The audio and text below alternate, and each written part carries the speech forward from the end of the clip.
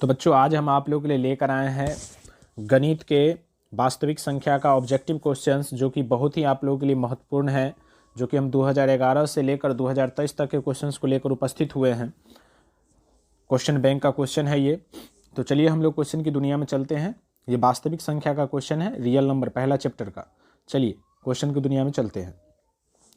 यदि 130 बराबर 15 गुने 8 प्लस 10 एवं 15 बराबर 5 गुने 3 प्लस 0, तो इसका मौसो यानी मौसो 130 और 15 का क्या होगा। बहुत सिंपल सा क्वेश्चन है भाई। आप इसमें क्या करिए, सीधा ये सब मत देखिए, ये 130 बराबर ये जो लिखा हुआ है सो, और ये 15 बराबर ये जो लिखा हुआ है सो, ये सब नहीं देखना है आपको। आप डायरेक्टली क्या करिए, 15 और 130 का मौसो कर लीजिए। 15 और 130 का मौसो कर रहे हैं, है ना, जो बचपन में आप लोग जैसे करते थे उसी हिसाब से। 15 अट्ठे 120, क्योंकि 15 में 135 हो जाएगा, ज़्यादा हो जाएगा। 15 अट्ठे 120 लगाए, 0, 3 में से 2 गया 1, 1 में से गया 0, है ना। फिर 10 में 15 से 10 से 15 में 10 से कम 10, है ना। 5 में से 0 गया 0, 5 में से 0 गया 5, 1 में से गया 0, है ना। फिर 5 से 10 में 5 दूनी 10 कट रहा है ना। तो जिस संख्या से पूर्णतः ये कट जाएगा वही उसका मौसो होता है। दोनों संख्या का 15 और 130 का मौसो कितना प्राप्त हुआ, 15 और 130 का मौसो आपको प्राप्त हुआ 5, है ना। तो ऑप्शन नंबर आपका बी ऑप्शन सही है। अगला क्वेश्चन है यदि भाग एलोगरिथम a बराबर बी क्यू प्लस आर में a बराबर 78, q बराबर 8 तथा r बराबर 0 हो तो b का मान क्या होगा। बहुत सिंपल सा क्वेश्चन है भाई। आपको यहाँ पे दिया गया है a बराबर बी क्यू प्लस आर, ये पहले से दे दिया गया है ना। और यहाँ पे a का मान आपको 72 शो कर रहा है, q का मान 8 है, तो q के जगह पर 8 रख दिए। q का b के साथ गुना का संबंध था, इसीलिए हम गुना का संबंध दे दिए। और r इक्वल टू 0, है ना। 72 बराबर हो गया आपको 8b, है ना। यहाँ से यदि आपको कहें कि 8b बराबर 72 तो लिख सकते हैं, इसको इंटरचेंज करना बोलते हैं। यहाँ से b बराबर हो जाएगा 72 बट्टे में 8, 9 8 72, b का मान 9 कहीं पे है ऑप्शन में, ए ऑप्शन आपका बिल्कुल सही है। अगला क्वेश्चन, 192 के अभाज्य गुणनखंड में 2 का घातांक क्या है। तो 192 का अभाज्य गुणनखंड कर लेते हैं। 2 9 18, 2 6 12, 96, फिर 2 से लगाएंगे तो 2 चौके 8, 2 अट्ठे 16, 48, फिर 2 से लगाएंगे तो फिर आपको आ जाएगा 24, 48 का आधा, फिर 2 से लगाएंगे तो ये आ जाएगा 12, और फिर 2 से लगाएंगे तो ये आ जाएगा 6, फिर 2 से लगाएंगे तो ये आ जाएगा 3। अभाज्य गुणनखंड जो होता है, जो आप इस साइड में जितना भी संख्या देख रहे हैं आपका सब अभाज्य के रूप में प्राप्त होगा, सभी के सभी संख्या अभाज्य के रूप में प्राप्त होगा, है ना, वही हुआ अभाज्य गुणनखंड। तो 2 2 और यहाँ पर 3 प्राप्त हुआ है, तो 2 कितना बार प्राप्त हुआ है ये देख लेते हैं। 2 का घात पूछ रहा है ना, तो 2 कितना बार प्राप्त हुआ है वो गिनती कर लेते हैं। 1 2 3 4 5 6, तो 2 के पावर 6 और गुने 3 होता है ना। इसका अभाज्य गुणनखंड का रूप 2 के पावर 6 गुने 3 होता। तो हमसे यहाँ पूछा जा रहा है 2 का घातांक, घातांक को घात भी बोलते हैं, है ना। घातांक का अर्थ घात ही हुआ, पावर। तो 2 का पावर कितना है, तो 2 का पावर बाबू यहाँ पे 6 है। तो ऑप्शन नंबर आपका सी ऑप्शन सही है। अगला क्वेश्चन है, यदि q एक धनात्मक पूर्णांक है तो निम्नलिखित में से कौन सा धनात्मक विषम पूर्णांक नहीं है। यानी कि अगर q एक पूर्णांक है, धनात्मक पूर्णांक, तो इसमें से कौन सा एक विषम पूर्णांक नहीं है। तो विषम पूर्णांक नहीं, यानी कि आपको सम पूर्णांक को चुनना है। अब देखिए, सम और विषम का ज्ञान हम लोग यहाँ पर यूक्लिड विभाजन प्रमेय में कैसे करते हैं, तो r के मान पर निर्भर करता है। यदि r का मान 0 है तो सम होगा, r का मान 1 है तो विषम होगा, फिर 2 है तो सम होगा, फिर 3 है तो विषम होगा। जिस प्रकार से आप सम और विषम संख्या को पहचानते हैं उसी अकॉर्डिंग। तो यहाँ पर देखिए 8q सम में है ना, 8q सम में है। और उसके बाद यहाँ पर देखिए 1 3 7, 1 3 7 किसको शो कर रहा है, विषम संख्या को शो कर रहा है ना, विषम संख्या को शो कर रहा है। और ये जो 4 है अंत में bq प्लस r, 4 जो हुआ, 4 यहाँ पे क्या है, सम संख्या को सूचित कर रहा है। तो यहाँ पर कौन धनात्मक विषम पूर्णांक नहीं है, तो धनात्मक विषम पूर्णांक आपका बी ऑप्शन बिल्कुल करेक्ट है। 8q प्लस 4 ये धनात्मक विषम पूर्णांक नहीं है, ये एक सम पूर्णांक है। अगला क्वेश्चन है, 2 लगातार सम संख्या का मौसो क्या होगा। तो 2 लगातार सम संख्या का मौसो, 2 लगातार सम संख्या का मौसो हमेशा 2 होता है। 2 लगातार सम संख्या का मौसो क्या होता है, 2 होता है। आप करके भी देख सकते हो, जैसे मान लीजिए 2 और 4, तो 2 और 4 का मौसो आप निकालेंगे, 2 दूनी 4, 2 से पूर्णतः विभाजित यानी 2 मौसो। उसके बाद यदि आप कहें 6 और 8 का, तो 6 एकम 6, है ना, 8 में से 6 गया 2, फिर 2 तिया 6, देख रहे हैं ना। 2 सम संख्या का मौसो हमेशा क्या हो रहा है, 2 हो रहा है, दो लगातार सम संख्या का मौसो 2 होगा। ठीक है, अगला दो संख्याओं का गुणनफल 8670 है, उनका एचसीएफ 17 है, तो उनका एलसीएम क्या होगा? तो ये एक सूत्र ही होता है, आप ध्यान रखिएगा। सूत्र बनता है दो संख्याओं का गुणनफल बराबर होता है पहली संख्या गुने दूसरी संख्या, और दोनों का गुणनफल हमको याद है, मतलब दिया गया है 8670 और दो संख्याओं का गुणनफल बराबर होता है एचसीएफ गुने एलसीएम बराबर दिया है 8670। यहाँ पे देखिए हमको किसका मान दिया है भाई? एचसीएफ दिया है 17, तो 17 गुने एलसीएम बराबर 8670 है ना। यहाँ से यदि आप चाहें तो एलसीएम इक्वल टू क्या लिख सकते हैं? 8670 और बट्टे में 17, 17 पचे 85, 17 1 17 0, 510, तो 510 आपका ये सही आंसर है, डी ऑप्शन। ठीक है, अगला क्वेश्चन है यदि P और Q अभाज्य संख्या है तो P के पावर Q और P स्क्वायर Q का मौसो क्या होगा? यानी यहाँ पे इसको पढ़ने के लिए हम पढ़ रहे फिर से, P के पावर 3Q और P स्क्वायर Q का मौसो क्या होगा? तो देखिए यहाँ पे इसका गुणनखंड कर लीजिए, बहुत सिंपल सा तरीका है। गुणनखंड करके सबसे इसका मतलब पूरा गुणनखंड कीजिए। P के पावर 3 है तो P को 3 बार गुणा के रूप में लिख सकते हैं, Q का पावर 1 है तो एक ही बार लिखाएगा। फिर P स्क्वायर Q है ना, P गुने P और गुने Q। मौसों के लिए हम लोग क्या करते हैं? दोनों में जोड़ा लगाते हैं, है ना। जो भी संख्या उसमें जोड़ा खोजते हैं। यहाँ तक P का जोड़ा लग गया है ना, यहाँ भी P का जोड़ा लग गया, देख रहे हैं। यहाँ P का जोड़ा नहीं लगा, यहाँ Q का जोड़ा लग गया।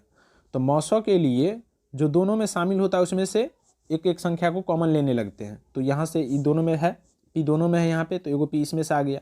ई भी P दोनों में है तो एगो P इसमें से आ गया। ई Q दोनों में है तो एगो Q इसमें से आ गया। तो जब इसका गुना करेंगे भाई तो ये हो जाएगा P स्क्वायर, P को P से गुना करेंगे P स्क्वायर Q, तो P स्क्वायर Q इसका मौसो आ गया। अगर इसका हमको लॉसो निकालना होता तो क्या करते? जो दोनों में से कॉमन आ रहा है वो तो आ ही रहा है, और जो संख्या बच गया उसका भी हम लोग गुना करते। तो देखिए पहले में से P आएगा, दूसरे में से भी P आ जाएगा, उसको लिख दिए। तीसरा में से Q आ जाएगा, उसको भी लिख दिए। और चौथा एगो P बच जाता है तो उसको भी गुना के रूप में लिखिए, है ना। अब इसका सबका आपस में गुना कीजिए, P गुने P के पावर 3 और Q। ये आ गया आपका लॉसो आ गया P के पावर 3Q और मौसो आ गया P स्क्वायर Q, है ना, P के पावर 2Q। तो इसका आपका सही आंसर हो जाएगा B। कोई दिक्कत है भाई? अगला क्वेश्चन 234 के अभाज्य गुणनखंड में 3 का घात क्या होगा? तो 234 के अभाज्य गुणनखंड में 3 का घात 2 होगा। वैसे आप देख लीजिए 234 का अभाज्य गुणनखंड करिए और इसमें 3 का घात पूछ रहा है। सबसे पहले तो 2 से लगाएंगे, 2 एकम 2 है ना, फिर ये कट गया, फिर ये हो गया 2 एकम 2, फिर 2 सत्ते 14 117, फिर देखते हैं 7 1 8 1 9 3 से लग जाएगा। विभाज्यता का नियम थोड़ा सा याद रखिए क्योंकि ये आपको काम करेगा इस सब के लिए। 3 तिया 9 है ना, 9 2 11, 3 9 27, फिर 3 से लग जाएगा 13 तिया 39। अगर हम इस 234 को अभाज्य गुणनखंड के रूप में लिखना चाहते हैं तो 2 गुने 3 के पावर 2 गुने 13 है ना, 13 का पावर यहाँ पे 1 है इसीलिए 1 लिखाता नहीं, इसीलिए इस हिसाब से लिख सकते हैं आप। तो 234 का अभाज्य गुणनखंड का रूप यही है, 2 गुने 3 के पावर 2 गुने 13। हमसे यहाँ पर पूछा जा रहा था 3 का घात, तो 3 का घात यहाँ पर कितना है? 3 का घात यहाँ पे 2 है, तो ऑप्शन में देखिए सी ऑप्शन आपका बिल्कुल करेक्ट है। अगला क्वेश्चन,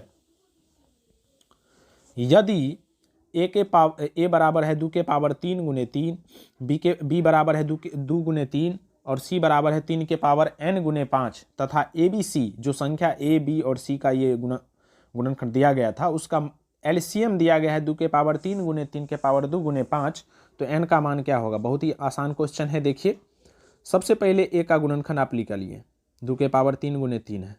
अगर आप इसको विस्तार करेंगे तो 2 गुने 2 गुने 2 गुने 3 लिखेंगे, ठीक है।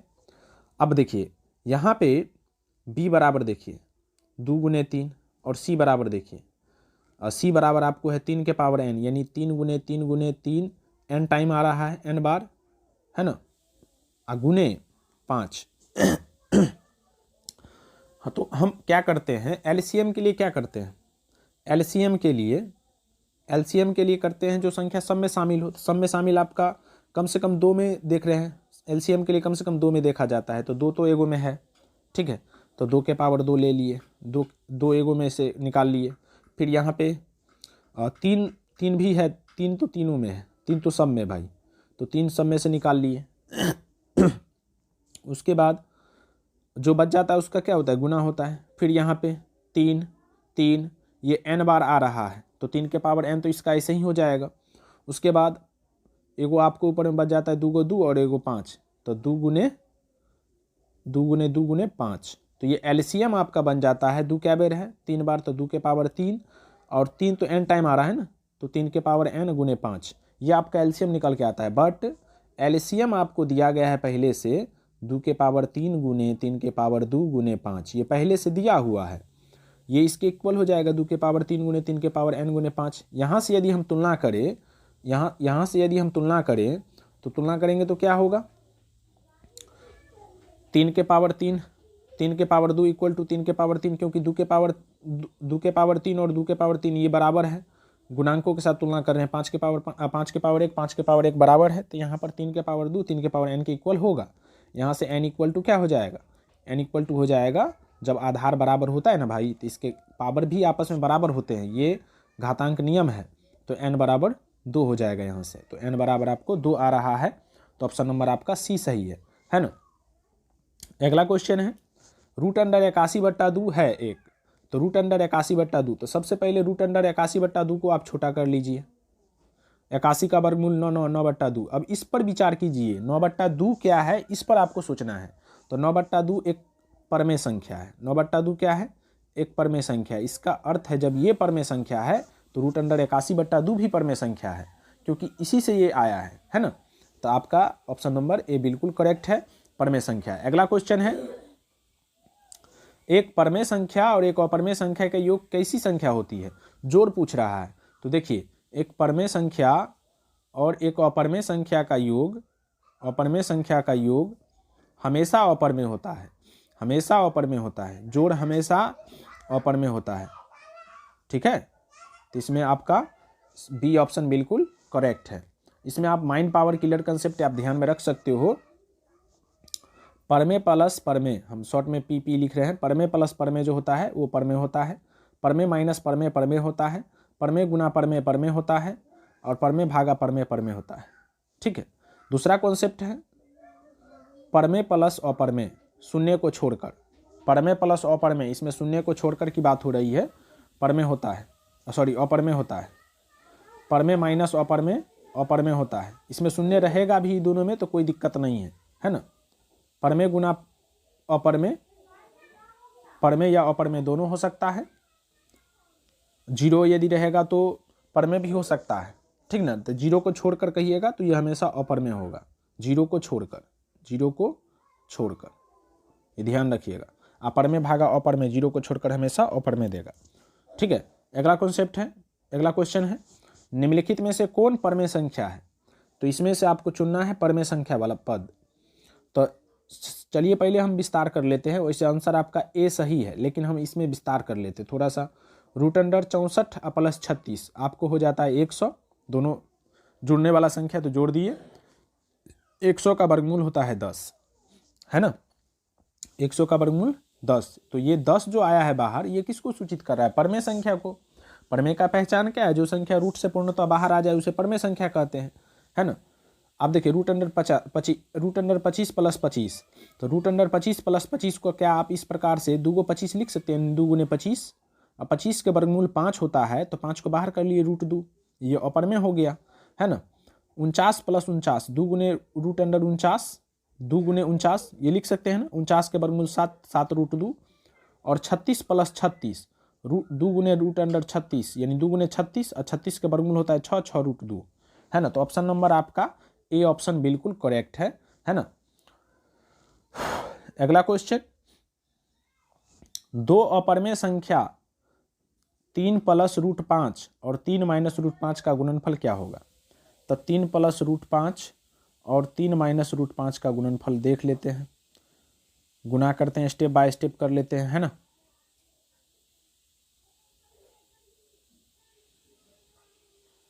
तीन तिया 9 minus 3 root 5 plus 3 root 5, root 5 को रूट 5 से गुना करेंगे एगो 5, है ना। तो ये हो जाएगा आपको 3√5 प्लस में 3√5 माइनस में कैंसिल हो गया, 9 माइनस 5, 9 में से 5 गया, हो गया 4। इस 4 पे विचार कीजिए कि 4 कौन सी संख्या है। तो 4 आपका एक परमेय संख्या है। ऑप्शन के हिसाब से देखिए परमेय और परमेय ही चुनना है, तो ये परमेय संख्या है। तो जब ये 4 परमेय संख्या है तो 4 इसी का ना मान है भाई, तो ये भी आपका एक परमेय संख्या है ना। तो ऑप्शन नंबर ए आपका सही है। अगला क्वेश्चन है, निम्नलिखित में से किसका दशमलव प्रसार शांत है। तो शांत के लिए आप कॉन्सेप्ट याद रखिएगा। शांत के लिए कॉन्सेप्ट क्या है, यदि कोई संख्या के हर का गुणनखंड यानी p/q के रूप में लिखा रहता है ना, तो उसमें q का गुणनखंड यदि 2 के पावर m के रूप का हो गया तो वो शांत होगा।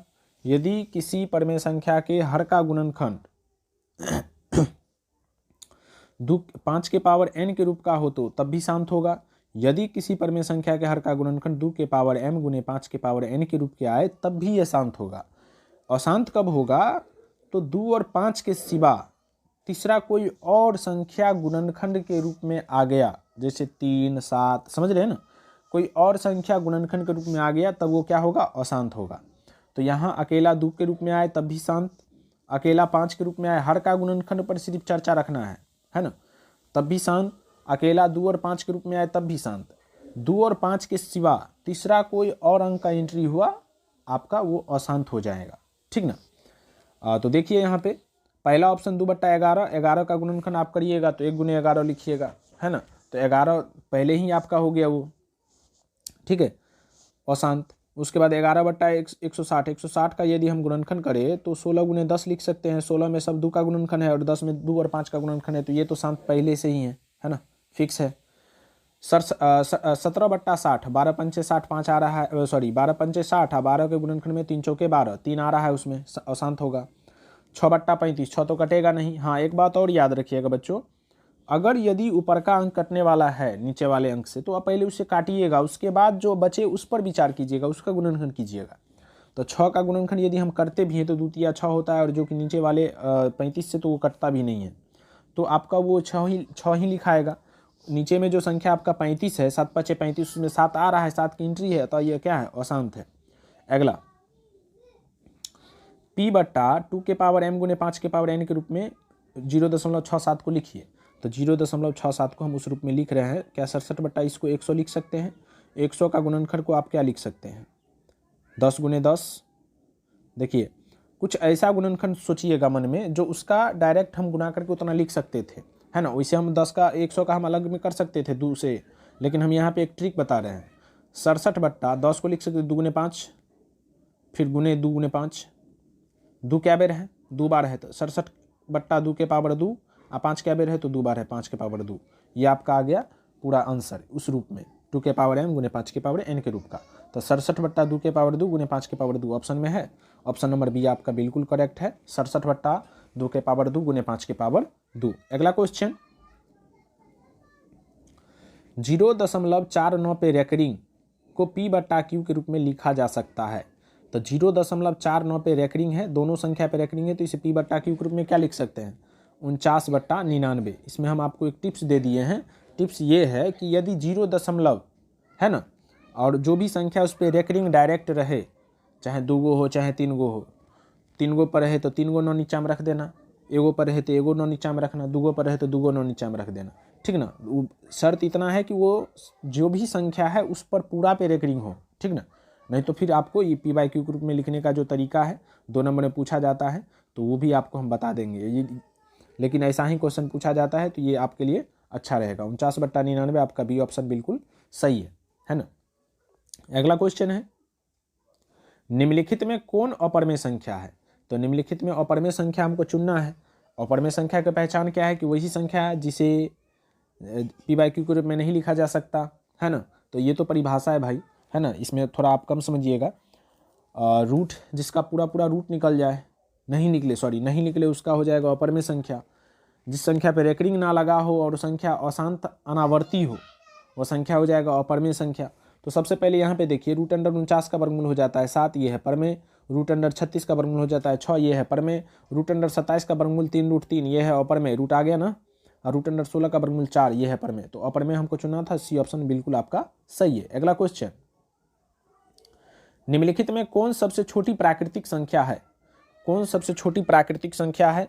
तो ऑप्शन नंबर आपका सी ऑप्शन सही है। सबसे छोटी प्राकृतिक संख्या 1 होती है। सबसे छोटी पूर्ण संख्या यदि पूछे तो 0, और सबसे 1 अंक की सबसे छोटी पूर्ण संख्या पूछे तो 1, है ना, याद रखिएगा। अगला है √12 का प्रमेयकारी गुणांक क्या है? तो √12 का प्रमेयकारी गुणांक √3 है भाई, √3 है। आप प्रमेयकारी गुणांक निकालेंगे कैसे, ये थोड़ा समझ लीजिए। √12 का गुणनखंड करते हैं, 2 दूनी 4 या 12, 2 यहाँ से बाहर आ जाएगा ना, जोड़ा लगा तो।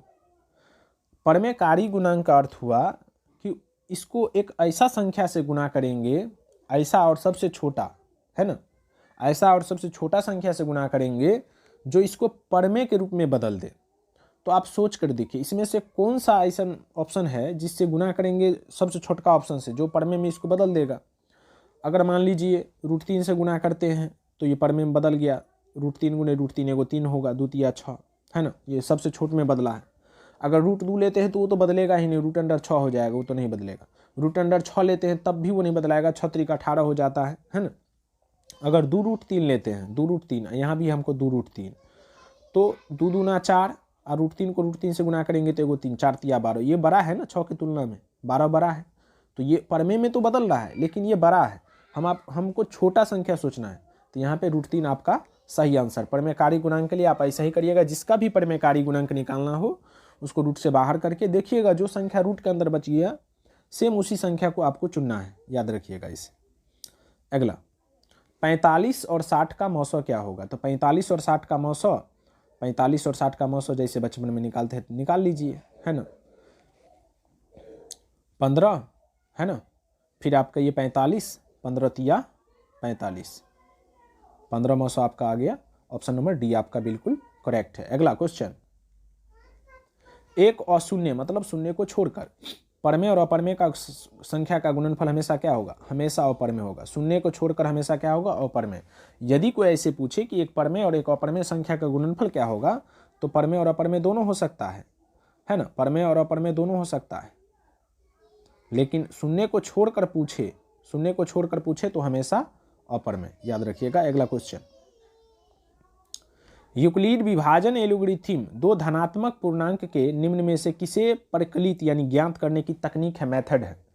तो ये मौसौ निकालने का एक तरीका है, मेथड है। अगला, यदि p एक धनात्मक पूर्णांक है तो धनात्मक संपूर्णांक का रूप क्या होगा? तो धनात्मक संपूर्णांक का रूप यहाँ पे 2p + 0, जैसे कि 2p + 0 अर्थात 2p होगा, p + 1 तो होगा नहीं, है ना, क्योंकि धनात्मक संपूर्णांक पूछा जा रहा है। तो एक मतलब देखिए इसके गुणांक पर भी ये जो a बराबर bq + r है ना, तो जो r का जो b का जो मान होगा ना वो 1 नहीं हो सकता, 3 नहीं हो सकता, 5 नहीं हो सकता। आप याद रखिएगा हमेशा सम संख्या को लेके ये चलेगा, है ना। धनात्मक संपूर्णांक का रूप ये ले रहा है। ए ऑप्शन आपका बिल्कुल करेक्ट है, ये नहीं होगा, फिर p भी नहीं होगा, 2p + 1 ये आपका विषम पूर्णांक, ये आपका विषम है। अगला क्वेश्चन, किसी धनात्मक पूर्णांक के लिए प्रत्येक धनात्मक विषम पूर्णांक का रूप क्या होता है? तो प्रत्येक धनात्मक विषम पूर्णांक का रूप ऑप्शन के हिसाब से भाई इसमें चुनना होता है, ये बात ध्यान रखिएगा। 6q आपका सम हो गया, 6q + 2 सम है, 6q + 1 विषम है, 6q + 4 सम है, तो हमको विषम चुनना था ना, तो 6q + 1 बिल्कुल सही है, विषम पूर्णांक है। ये कौन सा पूर्णांक है? विषम पूर्णांक, है ना। अगला क्वेश्चन,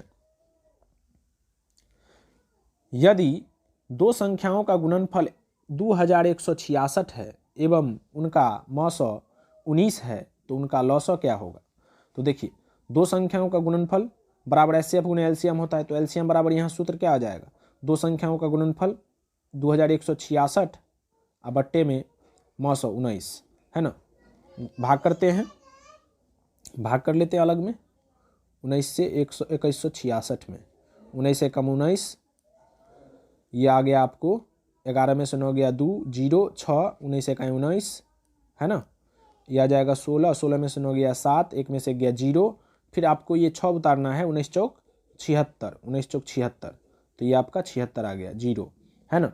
तो आप पूरा ये कितना से कटा? 114 से पूर्णतः विभाजित है ना, ये 114 से पूर्णतः कट जाएगा, तो 114 ऑप्शन नंबर आपका सी बिल्कुल सही है। अगला क्वेश्चन, यदि a बराबर 2 के पावर 3 गुणे 5 और b बराबर 2 के पावर 4 गुणे 5 गुणे 7 तब लौसौ क्या होगा? तो कुछ नहीं करना है भाई, बहुत ही आसान क्वेश्चन है। एक आप गुणनखंड कर लो, 2 के पावर 3 गुने 3 गुने 5 है ना, तो आप यहाँ पे 2 गुने 2 गुने 2 गुने 3 गुने 5 इस प्रकार से लिख ले। उसके बाद b बराबर है 2 के पावर 4 गुने 5 गुने 7, इसमें आप लिख लें 2 गुने 2 गुने 2 गुने 2 गुने 5 गुने 7, है ना। आप इसमें जोड़ा लगाइए। मौसों के लिए हम लोग क्या करते हैं, जोड़ा लगाते हैं। इसका जोड़ा लग गया 1, फिर इसका जोड़ा लग गया 2, फिर इसका जोड़ा लग गया 3, फिर नहीं लग रहा, 5 का जोड़ा लग रहा है ना।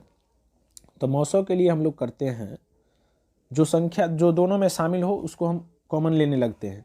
तो ये 2 दोनों में है तो एगो 2 इसमें से आ गया, फिर ये 2 दोनों में है तो इसमें से एगो 2 आ गया, फिर इसमें से भी एगो 2 आ गया, फिर इसमें से एगो 5 आ गया, है ना। उसके बाद संख्या को छोड़ दिया जाता है। जो संख्या कॉमन मतलब जो संख्या दोनों में है उसमें से एक एक संख्या को लेकर, और जो संख्या बच गया उसको छोड़ दिया जाता है मौसों के लिए, उसमें इसको शामिल नहीं किया जाता है।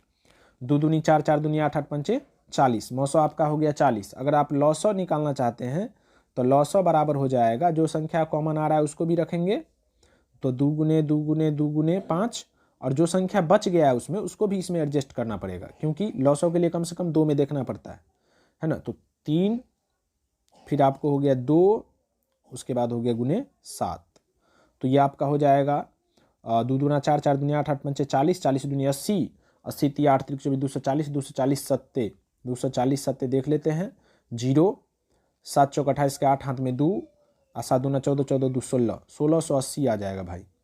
तो ये लॉसो आपका 1680 और मौसो 40 आ जाएगा। तो मौसो तो हमको कह नहीं रहा था, हमको लॉसो कह रहा था। आप ध्यान रखिएगा, दोनों ऑप्शंस रहते हैं और बच्चे कन्फ्यूजन में पड़ के मतलब हो सकता है मतलब भौक लग जाता होगा, तो आप लॉसो की जगह मौसो भी निकाल दीजिएगा, तो उसमें आपका गलती हो जाएगा, ठीक है ना। तो इसका सही ऑप्शन जो है आपका डी ऑप्शन बिल्कुल सही है, 1680। अगला क्वेश्चन है, यदि m एक धनात्मक पूर्णांक है तो धनात्मक विषम पूर्णांक का रूप क्या होगा। तो धनात्मक विषम पूर्णांक का रूप होगा 4m + 1। विषम पूर्णांक का रूप क्या होगा, 4m + 1। इसका पीछे हम बताए हुए हैं अच्छे से। संख्या 2.13, डबल 13, ट्रिपल 13, यहाँ पे 3 गो होता भाई, और 4 गो 13 डॉट डॉट डॉट है, तो ये हमेशा अपरमेय संख्या को सूचित करेगा। इस तरह के टर्म जैसे कि देखिए हम आपको बता रहे हैं अपरमेय के लिए, जैसे 2.35, फिर डबल 35, फिर ट्रिपल 35, बात समझ रहे हैं। अंक आए लेकिन अंकों की पुनरावृत्ति ना हो, है ना। फिर से वो जैसे कि यहाँ पे एक 3 है, फिर यहाँ पे 2 3 आ गया, फिर 333 हो गया, फिर 3333 हो जाता है। तो इस तरह के टर्म में जब भी रहे क्वेश्चन और डॉट डॉट डॉट लगा हो, ये ध्यान रखिएगा, क्योंकि बच्चे सब यही गलती करते हैं। डॉट डॉट डॉट नहीं रहता है तो वो पूछते हैं कि अच्छा इस तरह के हैं तो ये अपर में हो जाएगा। नहीं भाई, वो खत्म है तो उसको आप PY Q ग्रुप में चेंज कर सकते हैं, है ना, रख सकते हैं। तो आप ये भी ध्यान रखिएगा, डॉट डॉट डॉट जरूर हो, या अंत तक ऐसे लिखा जाए कि अनंत तक है, तब वो क्या होगा, अपर में होगा। तो इस तरह के क्वेश्चन देख रहे हैं ना, यहाँ पे डॉट डॉट है, डॉट डॉट डॉट लिखा है ना, तो ये अपर में है। इस तरह के टर्म को क्या कहेंगे, अपर में संख्या। अगर ऐसे लिखा रहता 2.13, फिर 1 3, फिर 1 3, फिर 1 3 डॉट डॉट डॉट, तो ये होता परमेय संख्या, क्योंकि 1 3 का रिपीटिंग हो रहा है, 13 का रिपीटिंग हो रहा है, तो हम इसको लिख सकते थे 2.13 पे रैकरिंग, है ना। और रैकरिंग वाला जो भी संख्या होता है भाई, उसको हम लोग परमेय संख्या के नाम से जानते हैं। अगला क्वेश्चन है, 144 के अभाज्य गुणनखंड में 2 का घात क्या होगा। घातांक मतलब घात। 144 के अभाज्य गुणनखंड में 2 का घात पूछा जा रहा है। 2 7 14, 2 दूनी 4, फिर 2 से लगाएंगे 36 दूनी 72, फिर 2 से लगाएंगे 18, फिर 2 से लगाएंगे 9, फिर 3 से लगाएंगे 3, सभी अभाज्य ग्रुप में प्राप्त हो गया। 2 का घात पूछा जा रहा है ना, तो 1 2 3 4, 2 का पावर 4 आया, हमको 2 का घात ही पूछा जा रहा है, तो यहाँ पे 4, सही आंसर 4 हो जाएगा, सी ऑप्शन। अगला क्वेश्चन, यदि a और b अभाज्य संख्या है तो a और b का लॉसो क्या होगा। तो a और b का लॉसो जब अभाज्य संख्या हो, है ना, a और b अभाज्य संख्या हो तो इसका लॉसो यदि पूछा गया है तो दोनों का गुणनफल, और मौसो पूछा जाता तो मौसो 1 याद रखिएगा, दोनों का गुणनफल ab और मौसो 1। तो मौसो तो हमें पूछा नहीं गया, हमसे लॉसो पूछा गया, तो लॉसो आपका ab हो जाएगा। जब भी अभाज्य संख्या हो, लॉसो पूछे तो दोनों का गुणनफल, मौसो पूछे तो 1, ध्यान रखिएगा। अगला क्वेश्चन है, 2 परमेय संख्या के बीच अधिकतम कितनी परमेय संख्या हो सकती है। तो ये अनंत होगा, ये तो आप बचपन से ही पढ़ते आ रहे हैं। 2 परमेय संख्या के बीच अनंत अपरमेय संख्या होती है, अनंत परमेय संख्या होती है। अगला क्वेश्चन, निम्नलिखित में निम्नलिखित में कौन अभाज्य संख्या है? अभाज्य संख्या को चुनना है। अभाज्य संख्या की परिभाषा क्या है? वैसी संख्या जिसके केवल 2 गुणनखंड हो, या आप दूसरे शब्दों में कह सकते हैं वैसी संख्या जिसमें एक और स्वयं का मतलब जो संख्या है वो खुद एक और स्वयं के अलावा किसी और संख्या से भाग न लगे, उसे अभाज्य संख्या कहते हैं। तो यहाँ पर 15 में देखिएगा तो एक से 15 बेर में लग जाएगा 15 में, अब 15 इकाई 15 एक और स्वयं से तो लग ही रहा है, और इसमें 3 और 5 से भी अलग से लग रहा है, तो ये आपका भाज्य संख्या, ये आपका क्या है? भाज्य है। 23 का कहिएगा तो 1 और 23 के सिवा किसी और से नहीं लगेगा, तो ये आपका अभाज्य है। 12 का तो 1 और 12 के सिवा 2, 6, 3, 4 सबसे लग रहा है, तो ये आपका भाज्य है ना। 75 में 1 और 75 के सिवा 25 या 75, 15 25 75, तो ये आपका भाज्य है। तो भाज्य संख्या का परिभाषा है वैसी संख्या जिसमें एक और स्वयं के अलावा किसी और संख्या से भी भाग लग जाए, उसे भाज्य संख्या कहते हैं। और अभाज्य संख्या का परिभाषा है वैसी संख्या जिसमें एक और स्वयं के अलावा किसी और संख्या से भाग न लगे, उसे अभाज्य संख्या कहते हैं। तो यहाँ पर सही आंसर आपका बी ऑप्शन बिल्कुल करेक्ट है। अगला क्वेश्चन 2,10 और 20 के लॉसो और मौसो का अनुपात क्या होगा? तो लॉसो और मौसो का अनुपात पूछा जा रहा है। यहाँ पे कोई मेथड यूज नहीं करेंगे, जो बचपन में हम लोग जानते हैं बस उसी का यूज करेंगे। 2, 10 और 20 का हम लोग लॉसो निकाल लेते हैं। 2 से लगाए 2 इकाई 2, 2 पंचे 10, 2 दहें के 20, फिर 5 से लगाए ना, 5 से लगा देते हैं 1, 5 इकाई 5, 5 दूनी 10। अब देखिए इसका लॉसो ये निकल गया, आपको एलसीएम आया 2 गुने 5 गुने 2, 2 पंचे 10 दूनी 20, एलसीएम आपको आ गया 20।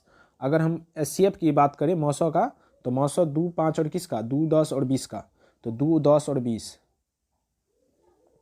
2 पंचे 10 है ना, और फिर 2 दाहें के 20 है ना। तो यहाँ पे 2 से पूर्णतः विभाजित है, तो 2 आपका इसका मौसो आ गया है ना। तो मौसो आपका 2 है, लॉसो भी आपका 10 है, लॉसो आपका 20 है। लॉसो और मौसो का अनुपात पूछा जा रहा है ना, अनुपात। तो लॉसो आपका कितना आया? लॉसो और मौसो का अनुपात है एलसीएम एचसीएफ, यानी 20:2। तो 20:2 का मतलब 20/2, यानी 10:1। 10:1 है ऑप्शन में कहीं पे?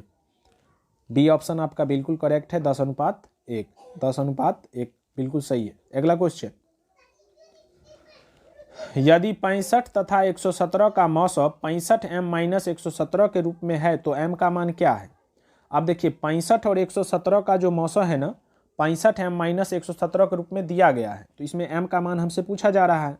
अब देखिए 65 और 117 का आप मौसम पहले कर लेंगे।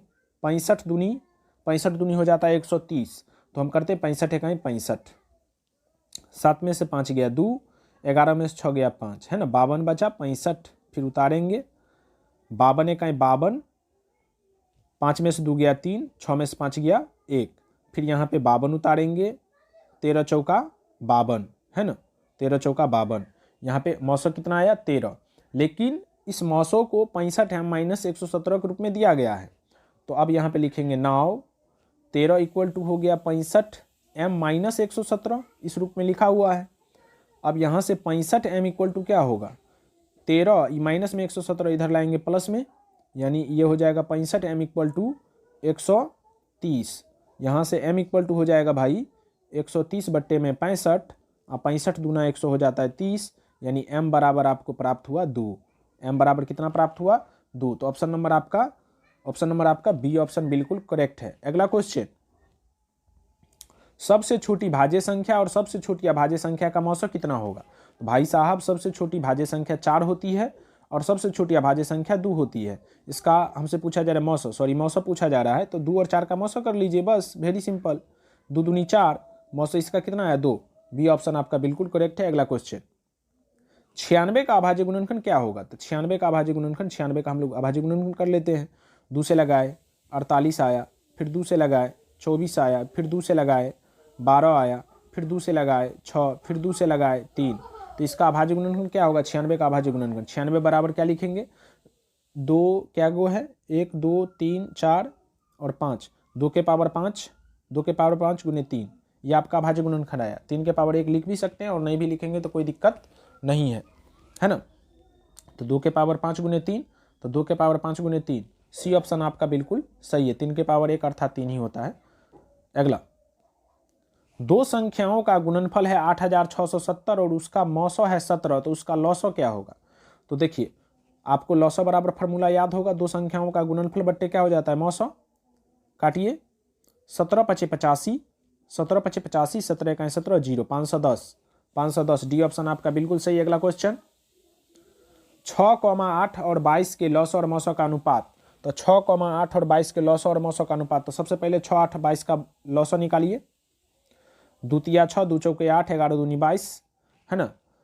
11 चौके 44, 44 तिया हो गया 4 तिया 12, 4 तिया 12, 1 13 132, 132 दूना हो गया 264। एलसीएम आ गया 264। एलसीएम कितना? 264। या आप अपने हिसाब से कर सकते हैं, चूंकि गुना जो होता है वो अपने अकॉर्डिंग आप कर सकते हो। अगला मौसो निकालना है, तो देखते हैं मौसो इसमें कॉमन क्या क्या है। द्वितीया 6, 2 चौके 8, 11 दूनी 22, 2 इसका मौसो आ जाएगा। आप जब निकालेंगे तो इसका मौसो 2 ही आएगा अलग में। तो लौसो और मौसो का अनुपात हमसे पूछा जा रहा है ना, 264 और 2, तो 264/2 काटेंगे, 2 एकम 2, 2 तिया 6, 2 दूनी 4, है ना। 132:1 आएगा, 132/1 अर्थात 132:1, तो 132:1 ये ऑप्शन आपका बिल्कुल करेक्ट है। अगला क्वेश्चन,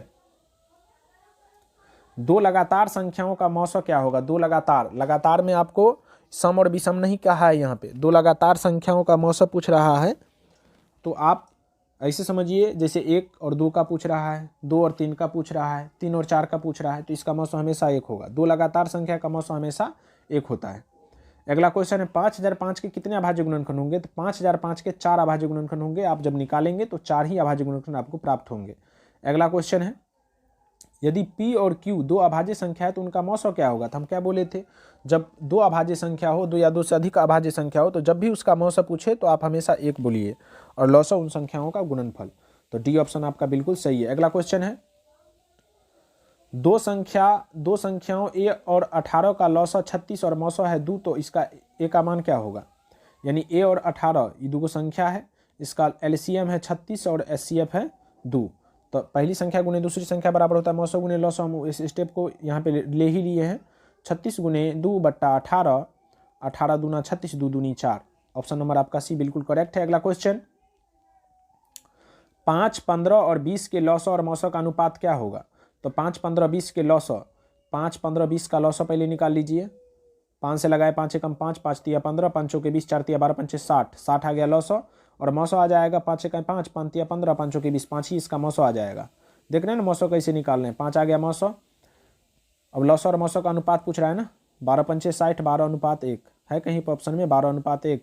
डी ऑप्शन आपका बिल्कुल करेक्ट है। अगला क्वेश्चन, सबसे छोटी अभाज्य संख्या और सबसे छोटी भाज्य संख्या का गुणनफल क्या होगा? तो सबसे छोटी अभाज्य संख्या भाई 2 होता है, और सबसे छोटी भाज्य संख्या आपका होता है 4, है ना। सबसे छोटी अभाज्य संख्या 2 और सबसे छोटी भाज्य संख्या 4, 4 दूनी 8। गुणनफल पूछ रहा था तो दोनों का गुणा कर देंगे, 4 दूनी 8। ऑप्शन नंबर आपका सी है। अगला क्वेश्चन, निम्न में कौन अभाज्य संख्या है?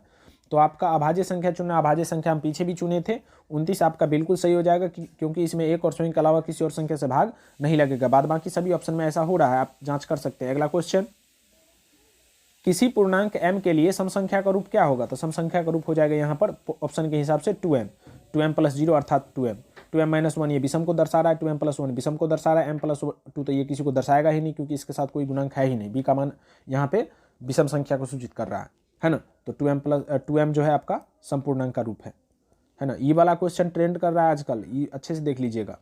बहुत ही झकास एंड बवाल क्वेश्चन, 2018 के एग्जाम में ये क्वेश्चन पूछा गया था, है ना। यदि प्रथम 13,986 अभाज्य संख्याओं का योग n के रूप में है, तो n हमेशा भाज्य होगा किससे?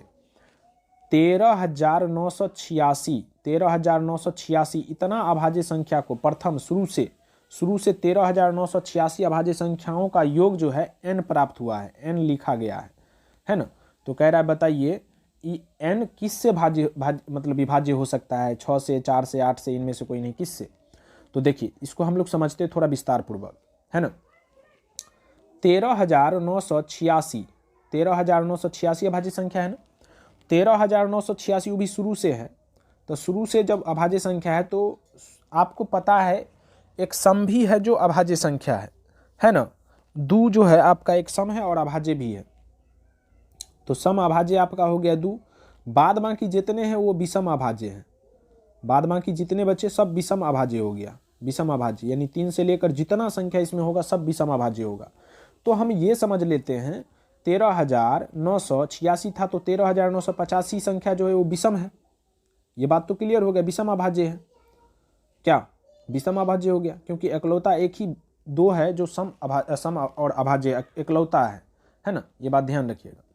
तो 13,985 ये विषम अभाज्य संख्या है।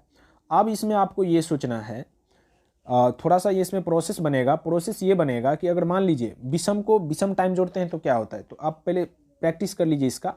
विषम प्लस विषम, यानी दो विषम संख्या को जोड़िए तो विषम प्लस विषम, आपको अगर विषम संख्या को सम बार जोड़ रहे हैं तो वो सम प्राप्त होता है। जैसे आप जोड़िए ना यहाँ पे, जैसे मान लीजिए 1 रखे और 3 रखे तो 1 3 कितने होता है 4।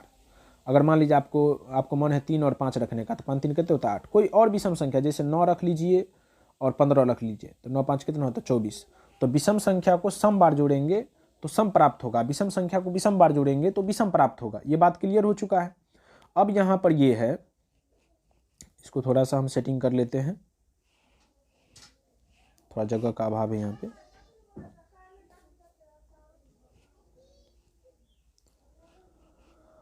अब यहाँ पे ये है कि विषम संख्या को जब सम बार जोड़ेंगे, विषम संख्या को जब सम टाइम जोड़ेंगे तो विषम प्राप्त होगा, विषम संख्या को जब विषम टाइम जोड़ेंगे तो विषम प्राप्त होगा।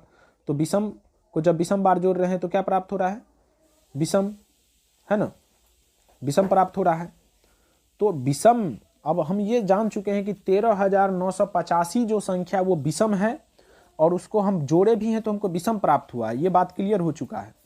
अब ये समझिए कि आपको 13,985 विषम संख्या का योग, मतलब 13,985 जो संख्या का योग प्राप्त हुआ वो आपका विषम प्राप्त हुआ है और एगो सम आप अलग से रखे हुए थे। तो विषम में सम को जोड़िएगा तो क्या प्राप्त होगा, तो विषम में सम को जोड़िएगा तो विषम प्लस सम हमेशा विषम प्राप्त होता है। आप देख सकते हो, किसी भी संख्या को जोड़ो, जैसे मान लो आप 2 में 3 को जोड़ लो 5 प्राप्त होगा, है ना। 9 में 18 को जोड़ लो 9 8 17 27 प्राप्त होगा। बात समझ रहे हैं ना। तो विषम में सम को जोड़िए चाहे सम में विषम को जोड़िए, विषम प्राप्त होता है। यानी ऑल ओवर हम ये समझे कि जो n है वो एक विषम है, विषम संख्या है। मतलब इतना हम 13,986 संख्या को जब आपस में जोड़े हैं अभाज्य संख्या को तो हमको एक विषम अभाज्य प्राप्त हुआ है। विषम चाहे वो अभाज्य हो भाज्य जो भी हो, हमको एक विषम संख्या मिला है। तो विषम संख्या मिला है तो आप ये सोचिए, तो विषम संख्या में किस किस संख्या से भाग लग सकता है। 6 से भाग नहीं लगेगा, इसलिए क्योंकि 6 से उसी संख्या में भाग लग सकता है जिसमें 2 और 3 से लग जाए। तो 2 से नहीं लग सकता क्योंकि ये विषम है, तो ये 6 से विभाज्य होगा नहीं। 4 से भी विभाज्य होगा नहीं, आप विभाज्यता का नियम याद कीजिए। 8 से भी विभाज्य नहीं होगा, इसीलिए इनमें से कोई नहीं। ये ऑप्शन आपका बिल्कुल करेक्ट है इस क्वेश्चन के लिए। बहुत ही अच्छा क्वेश्चन था और ये क्वेश्चन समझने वाला क्वेश्चन है। यदि आप इसमें नहीं समझे होंगे तो आप बोलिएगा, चूँकि इस पर जो स्पेस है वो कम होता है तो हम उसके अकॉर्डिंग ही बता रहे हैं। अगर आप इस पर नहीं समझे हैं तो आप जो है आप कमेंट कीजिएगा, हम आपको विस्तार पूर्वक इसका सल्यूशन बोर्ड पर देकर तब। चलिए अगला क्वेश्चन देखते हैं। सबसे छोटी पूर्ण वर्ग संख्या जो 16, 20 और 24 प्रत्येक से विभाजित हो वह क्या है। पूर्ण वर्ग संख्या भी आपको देखना है। पूर्ण वर्ग संख्या क्या होती है, वैसी संख्या जिसका पूरा वर्गमूल आ जाता होगा पूर्ण वर्ग संख्या होगी, है ना। जैसे √9, 9 एक पूर्ण वर्ग संख्या है क्योंकि 9 का वर्गमूल 3 हो जाता है। 4 एक पूर्ण वर्ग संख्या क्योंकि 4 का वर्गमूल 2 हो जाता है। 3 पूर्ण वर्ग संख्या नहीं कि √3 ही रहेगा। तो यहाँ पर सबसे पहले आप ऑप्शन के हिसाब से पहले देखिए कि पूर्ण वर्ग संख्या है कौन कौन। जो पूर्ण वर्ग संख्या होगा उसी पर ना विचार कीजिएगा। तो √240 इसका पूरा वर्गमूल नहीं आएगा जब आप करके देखेंगे तो, है ना। √1600 इसका वर्गमूल आ जाएगा 40 4 चौका 1600। 2400 का फिर नहीं आएगा, 8 3 24 नहीं आएगा इसका, है ना। ये रूट के अंदर रह जाएगा, ये भी रूट के अंदर रह जाएगा। √3600 इसका वर्गमूल आ जाएगा आपको 60। इसमें से 2 ऑप्शन आपके बन रहे हैं 1600 और 3600 अभी तक, जो हम लोग अभी देखे कि भाई पूर्ण वर्ग संख्या कौन कौन है। अब हमको ये भी देखना है कि 16, 20 और 24 से किस में भाग लगता है। तो 1600 वाले में पहले देख लेते हैं, 1600 में भाग लगा के देख लेते हैं। 1600 1 1600, 16 1 16, है ना। 0 अगर 2 रख लेते हैं तो ये पूर्णतः विभाजित हो जाता है, यानी 16 से पूर्णतः विभाजित है, 16 से ये पूर्णतः विभाज्य है। अब देख लेते हैं हम लोग 1600 में 20 से। 8 दूना 16 है ना, यानी 20 अट्ठे 160 रख सकते हैं ना, और 0 से लगाएंगे तो 80 से कट जाएगा, यानी इस 20 से भी पूर्णतः क्या है, विभाज्य है। बहुत अच्छा। चलिए अब हम देख लेते हैं कि 24 से पूर्णतः विभाज्य है कि नहीं। 24 पंचे 120 और 24 छक्के हो जाएगा, हाँ 24 छक्के लगेगा, 24 पंचे 120, 120 में 24 को जोड़िए 144, 24 छक्के 144, 10 में से 4 गया 6, 5 में से 4 गया 1 0, फिर 24 पंचे 24 छक्के 144,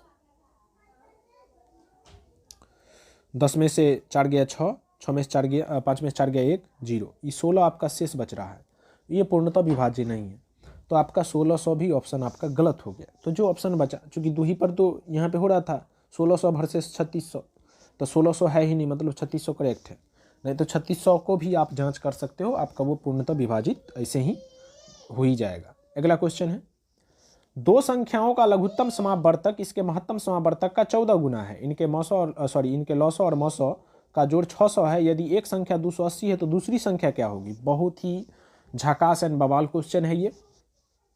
देखिए, दो संख्याओं का लॉसो एलसीएम जो है इनके मौसो यानी एचसीएफ का 14 गुना है, पहला शर्त ये बना, पहला कॉन्सेप्ट। और दूसरा ये है कि एलसीएम और एचसीएफ का जो जोड़ है वो 600 प्राप्त हो रहा है, ये दूसरा इक्वेशन है। हम ऐसा कर सकते हैं ना, एलसीएम का ये 14 गुने एचसीएफ, ये इसका माने ना है, तो एलसीएम के जगह पर इसको रख के हम एचसीएफ निकाल लेते हैं। बहुत ही आसान क्वेश्चन था, और ये क्वेश्चन सब कंपटीशन के एग्जाम में भी पूछे जाते हैं, तो आप इसे ध्यान से देख लें। 14 एचसीएफ और प्लस 1 एचसीएफ मिलके 15 एचसीएफ बराबर कितना, 600। यहाँ से एचसीएफ इक्वल टू क्या होगा, 600, अब बट्टे में क्या होगा 15, 15 चौके 60 यानी 40, इसका मौसो आ गया, 40 क्या प्राप्त हुआ, मौसो।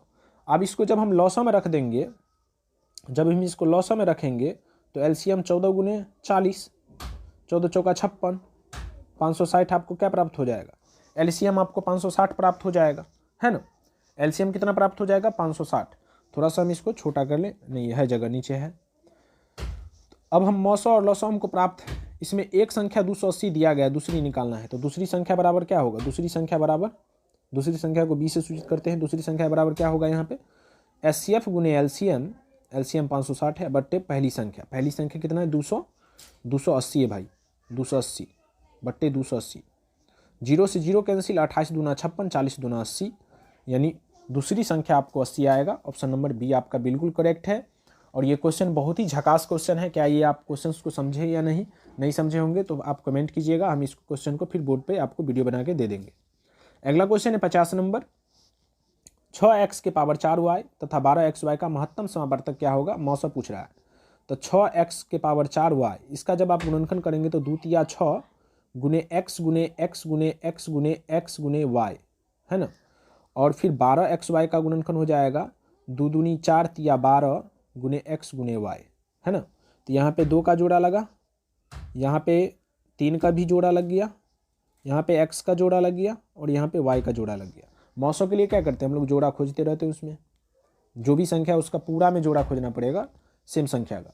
जैसे 2 है तो 2, इसमें से एक 2 ले लेंगे, इसमें से एक 3 ले लेंगे, इसमें से एक x ले लेंगे, इसमें से एक y ले लेंगे, तो 2 तिया 6 गुने x गुने y, 6xy।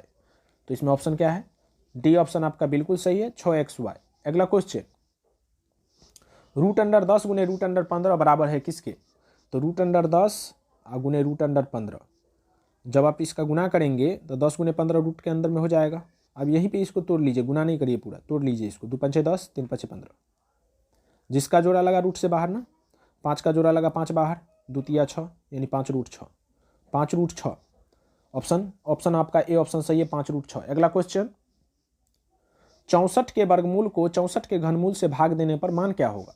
तो 64 का वर्गमूल आप देख लें 8, 64 का घनमूल आप देख लें, तो 64 का घनमूल होगा 4 चौका 16 चौका 64 4। अब इसका 64 के वर्गमूल में 64 के घनमूल से भाग दे रहे हैं, तो 8/4, 4 दूनी 8, 2, बी ऑप्शन आपका बिल्कुल सही है। अगला क्वेश्चन, बहुत ही अच्छा क्वेश्चन पहले एग्जाम में पूछा जाता था, अब आजकल इसका चलती है नहीं, तब भी जैसे इसको देख लीजिएगा, क्योंकि जिसका चलती नहीं होता एक एक धरता भी है, ठीक ना। तो हो सकता है तो इस बार एग्जाम में आपके रह भी सकता है। वृत्ताकार पथ पर 3 धावक है ना एक ही स्थान से दौड़ना प्रारंभ करते हैं और एक चक्कर लगाने में 1 घंटे, 3 घंटे और 5 घंटे का समय लगता है। तीनों को प्रस्थान बिंदु पर पुनः मिलने का समय। देखिए, जब भी पुनः ऐसा शब्द रहे समझ जाइएगा कुछ नहीं एलसीएम, पुनः वह कब मिलेंगे, है ना भाई, पुनः वह कब मिलेंगे। तो 1, 3 और 5 का क्या कर लेना है आपको, एलसीएम कर लेना है। जब भी पुनः शब्द खोजिए और मार दीजिए एलसीएम। 3 5 15, 15 आपका क्या हो जाता है, एलसीएम आ गया, यानी 15 घंटे। डी ऑप्शन बिल्कुल सही। अगला क्वेश्चन, वृत्ताकार पथ पर 3 धावक एक ही स्थान से दौड़ना प्रारंभ करते हैं। एक चक्कर लगाने में 3 घंटे, 4 घंटे और 8 घंटे का समय लगता है। तीनों को प्रस्थान बिंदु पर पुनः मिलाना, तो हमको क्या करना है, एलसीएम करना है भाई। 3, 4 और 8 का एलसीएम कर लेते हैं, ठीक है। 3 2 दूनी 4, 2 चौके 8, फिर 2 3 2 1 2 2 दूनी 4, 2 3 6 6 12 दूनी 24 घंटे। आपका डी ऑप्शन सही है। अगला, वृत्ताकार पथ पर 3 धावक एक ही स्थान से दौड़ना प्रारंभ करते हैं तो एक चक्कर लगाने में क्रमशः 2 घंटे, 4 घंटे और 6 घंटे का समय लगता है। तीनों को प्रस्थान बिंदु पर पुनः मिलने का समय क्या होगा। तो पुनः मिलने का समय क्या होगा, तो जब आप इसका पुनः शब्द आया ना, तो इसका क्या कर लेंगे बाबू, एलसीएम। तो 2, 4 और 6 का जब आप एलसीएम करेंगे ना तो 12 आ जाएगा, एलसीएम इसका 12 आएगा।